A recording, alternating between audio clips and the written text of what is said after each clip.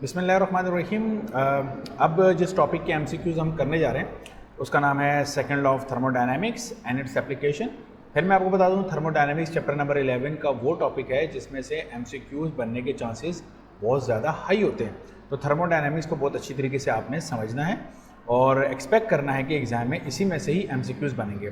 तो ये second year physics chapter number 11 का है, तो स्टार्ट करते हैं। जो सबसे पहला एमसीक्यू हम करने जा रहे हैं उसमें वो हमसे कह रहा है कि when the temperature of the sink and the source of heat engine become equal।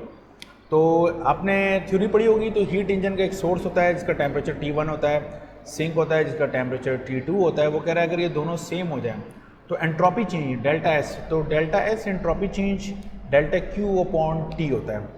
वैसे मैं इस वक्त अगर एग्जामिनर के जहन को पढ़ूँ और मैं कहूँ कि एग्जामिनर किस सेंस में इस क्वेश्चन को बनाया है, तो मेरे हिसाब से उसने इसको इस सेंस में बनाया हुआ है कि जो हीट है उसका फ्लो रुक गया है। क्योंकि अगर सोर्स का और सिंक का टेम्परेचर दोनों का सेम है, जो सोर्स का टेम्परेचर है वही सिंक का टेम्परेचर है, तो सोर्स से सिंक की तरफ हीट का फ्लो नहीं होगा।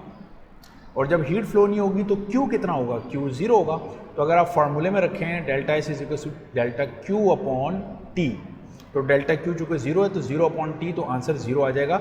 तो मेरा ख्याल है कि एग्जामिनर ने इस जहन से इसको बनाया हुआ है, वरना इसके ऊपर बहुत ज़्यादा डिस्कशन की जा सकती है। मिसाल के तौर पे कि अगर सोर्स और सिंक दोनों का टेम्परेचर हमारे पास सेम है और कोई हीट फ्लो नहीं कर रही, तो इसका मतलब है कि एडियाबैटिक प्रोसेस हो सकता है। और अगर एडियाबैटिक प्रोसेस है तो हम एक्चुअली जब एंट्रोपी को डिफाइन करते हैं तो हम इरिवर्सिबल एंड रिवर्सिबल प्रोसेस की बात करते हैं। हम हमेशा कहते हैं कि इरिवर्सिबल प्रोसेस में एंट्रोपी इंक्रीज करती है। तो अगर यहाँ पे वो इनरिवर्सिबल कहता तो मैं इसको इंक्रीज करता, फिर मेरा ऑप्शन क्या होता, इरिवर्सिबल के लिए मेरा ऑप्शन हो जाता इंक्रीज, और रिवर्सिबल प्रोसेस के लिए मेरा आंसर रिमेन्स द सेम, तो ये ज़ीरो होता है मेरे पास। तो आई बिलीव सो कि एग्जामिनर के जहन को अगर मैं बात करूँ तो ये 95 का बना हुआ है, तो मेरे ख्याल में उसके जहन में यही चल रहा होगा कि दोनों का टेम्परेचर सेम है, यानी सोर्स का और सिंक का टेम्परेचर सेम है, तो कोई हीट फ्लो नहीं कर रही, so the answer is zero. So मैं इसको कर देता हूँ। मेरा ख्याल है मैंने इसको डिस्कस कर लिया, आपके समझ में आ गया होगा। Next one is if the temperature of the source is increase the efficiency of the Carnot engine. अगर आप सोर्स का टेम्परेचर T1 इंक्रीज करेंगे तो एफिशिएंसी इंक्रीज करेगी। अब अगर आप इसको फार्मूले के जरिए देखें तो बाज़ बच्चे इसको ऐसे करते हैं, जैसा एफिशिएंसी का फार्मूला मेरा ख्याल है यहाँ पे इसमें है, मैं नीचे देख लेता हूँ, ये रहा। देखिए, ये देखिए एमसीक्यू नंबर 11 है, the efficiency of the Carnot engine is given by, तो ये एफिशिएंसी का हमारे पास फार्मूला है 1 माइनस T2 अपॉन T1। इस फार्मूले में अगर आप T1 का एलसीएम ले तो T1 इस तरफ चला जाएगा, तो हो जाएगा T1 माइनस T2। तो T1 माइनस T2 को हम लिखते हैं डेल्टा T। तो आपने देखा होगा, अगर आपने मेरी न्यूमेरिकल से रिलेटेड वीडियोस देखी हो चैप्टर नंबर 11 हीट की, जिसमें कार्नोट इंजन के न्यूमेरिकल मैंने सॉल्व किए हैं, तो मैंने फार्मूला लाजमी तौर पे आपको बताया है कि ये भी वो फार्मूला है जिसके न्यूमेरिकल एग्जाम में आते हैं, बुक में नहीं है, एग्जाम में आते हैं। तो मैंने इसको क्या लिखा था, T1 माइनस T2 यानी delta T divided by T1। तो बच्चे ना सिर्फ डिवाइडेड बाई T1 को देख रहे हैं। अब वो कह रहे हैं T1 जो है ना वो डिनोमिनेटर में है, तो T1 की वैल्यू ज़्यादा होने से एफिशिएंसी कम हो रही है डिनोमिनेटर में ना, वो इस तरीके से मुझे जवाब देते हैं और कमेंट्स में मुझे कहते हैं कि सर जी ये समझ में नहीं है, आपने कैसे कह दिया ज़्यादा हो गया। तो मैं इसको सिंपल लॉजिक से आपको बताता हूँ। वैसे तो तरीका ये है कि आप कोई वैल्यूज़ रख लें, मिसाल के तौर पर T1 आप रख लीजिए 400 और T2 रख लीजिए 200, ओके। और फिर आप दूसरे तो एफिशिएंसी कैलकुलेट कर लें, फिर आप T1 को 400 की जगह 600 ले जाएं और T2 को 200 रहने दें, तो खुद ब खुद आंसर निकल के आ जाएगा और आपको पता चल जाएगा एफिशिएंसी ज़्यादा हो रही है। दूसरा तरीका ये है, अगर आप सोर्स का टेम्परेचर ज़्यादा कर रहे हैं तो आप बताइए ना, हीट ज़्यादा फ्लो करेगी ना, और जितनी हीट ज़्यादा फ्लो करेगी उतनी एफिशिएंसी बढ़ेगी। यही मैंने थ्योरी में second law of thermodynamics statement में मैंने आपको बताया। सो for me if the temperature of the source is increased, the efficiency of the Carnot engine is increased, okay। Next one, अच्छा नंबर 4 पे आ जाए। पहले 3 पे बात करता हूँ, लेकिन 4 पे बात करते हैं। वो कह रहा है the temperature of the cold body is decrease. बिल्कुल वही बात है, अगर सोर्स का टेम्परेचर तो वो रहने दें, लेकिन कोल्ड बॉडी का टेम्परेचर आप कम करना शुरू करें। तो अगर आप कोल्ड बॉडी का टेम्परेचर कम करना शुरू करते हैं, कोल्ड बॉडी का, तो हीट ज़्यादा फ्लो करना शुरू कर देगी, ओके, क्योंकि डिफरेंस ज़्यादा हो जाएगा ना। जब डिफरेंस ज़्यादा होगा तो ज़्यादा फ्लो करेगी, तो याद रखिएगा एफिशिएंसी फिर बढ़ जाएगी। तो इसका जवाब है इंक्रीज। तो 2 तरीके से एफिशिएंसी हमारी इंक्रीज करती है। नंबर 1, या तो आप हॉट बॉडी का टेम्परेचर बढ़ा दें या कोल्ड बॉडी का टेम्परेचर कम कर दें, तो temperature of the cold body decrease. अब इन 2 MCQs को, नंबर 2 और नंबर 4 को एग्जाम में रिवर्स करके भी याद कर लेना बराए मेहरबानी, ओके, यानी अगर वो कहे the temperature of the source is decrease तो एफिशिएंसी डिक्रीज, और अगर कहे the temperature of the cold body is increase तो फिर एफिशिएंसी डिक्रीज हो जाएगी। तो ये ज़रा थोड़ा सा इसको रिवर्स करके बराए मेहरबानी पढ़ लीजिएगा। अच्छा जी, नंबर 3 में कह रहा है if heat energy is remove from the system, system से हमने हीट निकाल ली, the change in entropy is, ये ज़रा मेरे हिसाब से इनकम्प्लीट एमसीक्यू है। फिर वही बात है कि मैं अगर रीड करूँ माइंड ऑफ द एग्जामिनर तो फिर तो मैं एक जवाब दे सकता हूँ, लेकिन देखें हम, एक होता है हमारे पास सिस्टम और एक होती है सराउंडिंग। सिस्टम और सराउंडिंग दोनों को मिला के थर्मोडायनेमिक्स में हम कहते हैं यूनिवर्स। क्या बोलते हैं? यूनिवर्स कहते हैं हम लोग। तो याद रखिएगा यूनिवर्स की एंट्रोपी तो इंक्रीज ही करती है।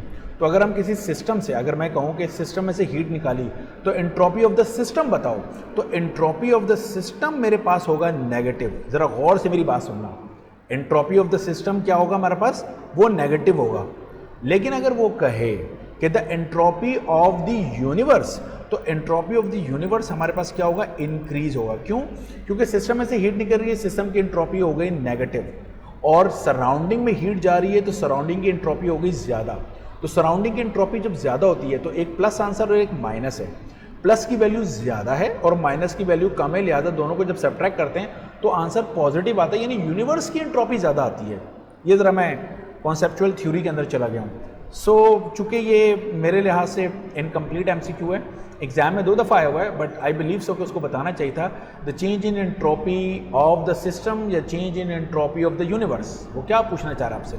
तो मैंने दोनों पे टिक कर दिया। आई बिलीव सो मैंने दोनों बातें आपको बता दी, आपकी समझ में आ गया होगा। ओके, एंट्रोपी हमारे पास क्या होता है? एक तो एंट्रोपी को हम कहते हैं कि डिसऑर्डर ऑफ द सिस्टम है, सिस्टम का डिसऑर्डरनेस होता है। फिर इसमें कुछ ऑप्शन लिखे, unavailability of the heat in the system या availability of the heat in the system. तो entropy delta Q upon T है। तो एंट्रोपी का मतलब है, डेल्टा क्यू का मतलब है कि हीट फ्लो कर रही है। सो एंट्रोपी बेसिकली बताती है कि कितना हीट कंटेंट अवेलेबल है हमारे पास। It is basically the state function है हमारे पास entropy. So for me the next option is availability of the heat in the system. ये भी मेरे पास एंट्रोपी की ही डेफिनेशन में आएगा। तो बोथ ए एंड सी मेरे हिसाब से होना चाहिए। यहाँ पे option both A and B लिखा हुआ है, सो कुछ मिस प्रिंट का मेरा ख्याल है मसला होगा। सो मैंने ऑप्शन आपको बता दिए हैं कि option A and C both are correct options. Okay, मैं एमसीक्यूज डिस्कस कर रहा हूँ। अब आप मुझसे ये नहीं पूछेगा कि सही जवाब क्या था, मैंने आपको बता दिया है कि दोनों जवाब सही हैं, लिहाजा ऑप्शन डी में बोथ ए एंड सी लिखा होना चाहिए था। ओके जनाब, the net change in entropy of the system in a natural process. किसी भी नेचुरल प्रोसेस में जो एंट्रोपी ऑफ द सिस्टम है वो हमेशा क्या रहती है? पॉजिटिव रहती है। फिर वही बात है, इसने सिस्टम तो लिखा है, बहुत अच्छी बात है सिस्टम लिखा है, लेकिन क्या लिखा है? रिवर्सेबल लिखा है या इरिवर्सेबल लिखा है?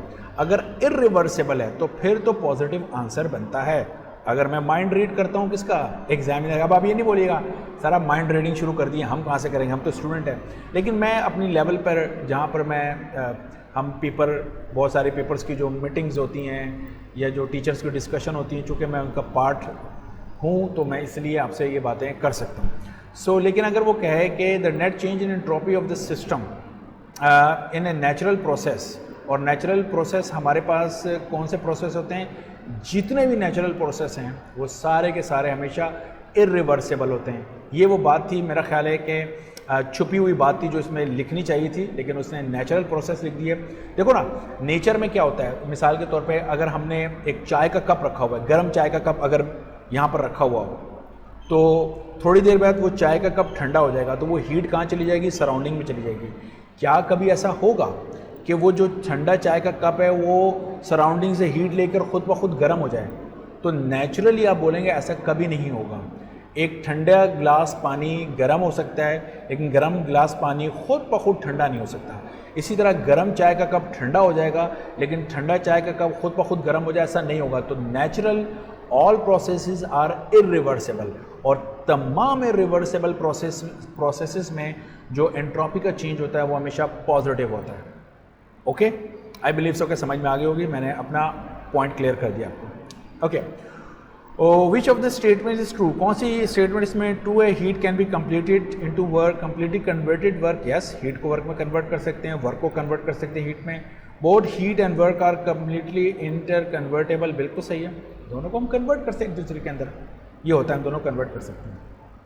एंट्रोपी ऑफ द यूनिवर्स अभी मैंने आपको बताया है कि हमेशा इंक्रीज करती है, क्योंकि एक तरफ से हीट आ रही है, दूसरी तरफ हीट जा रही है, और जिस तरफ हीट जा रही है वहाँ डिसऑर्डरनेस ज़्यादा है हमारे पास, so it always increases. So entropy of the universe always increases.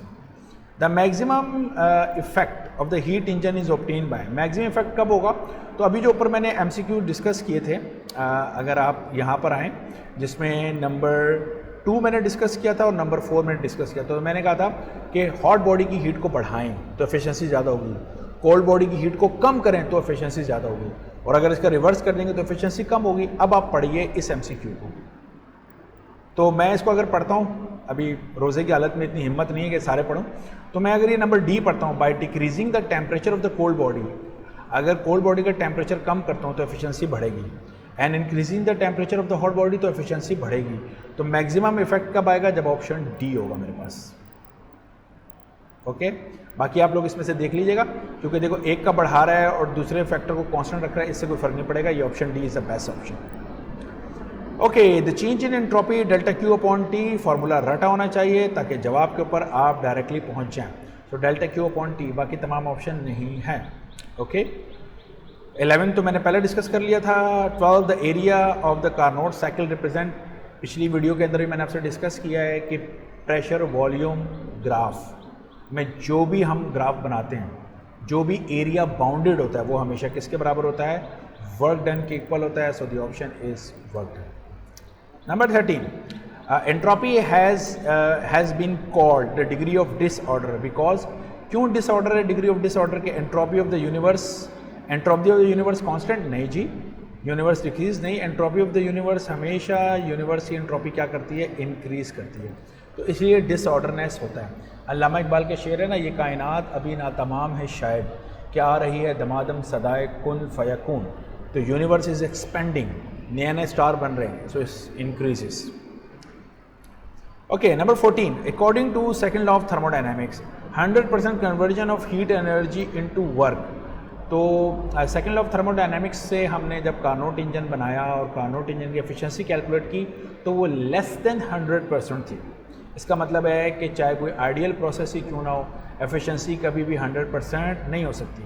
So not possible.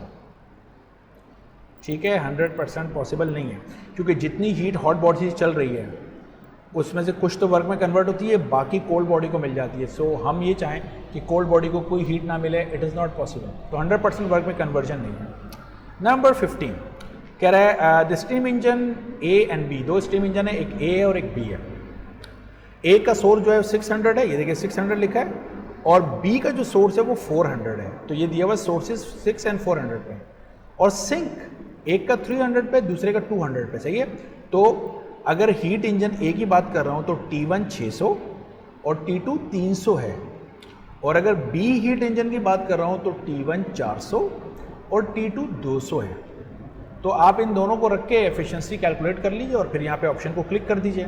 मसलन अगर 600 माइनस 300 करता हूँ, T1 माइनस T2, तो ये आता है 300 डिवाइडेड बाय 600, तो 300 डिवाइडेड बाय 600 तो 1/2. अच्छा, 400 माइनस 200 तो ये आ जाएगा 200 डिवाइडेड बाय 400, तो 200 डिवाइडेड बाय 400 तो ये अगेन 1/2. तो मेरे हिसाब से इक्वली एफिशिएंट आ रहे हैं, आप देख लीजिएगा. अगर मैंने सही किया, बाजू का मैं ज़रा गड़बड़ भी कर देता हूँ, तो मेरे लिहाज से दोनों की एफिशिएंसी सेम आ रही है. So they are equally efficient. So thank you so much. Yes, ये थे हमारे पास MCQs. तो यहाँ जाकर MCQs कंप्लीट हो गए, और इसके साथ ही चैप्टर हीट, चैप्टर नंबर 11 के तमाम टॉपिक्स के हमने MCQs कंप्लीट कर लिए हैं, और most important MCQs related to thermodynamics है हमारे पास. इसके बाद जो वीडियो होगी वो हमारे पास नेक्स्ट चैप्टर नंबर 12 के MCQs की होगी. Thank you so much. उम्मीद है कि आपने इस वीडियो से ज़रूर सीखा होगा.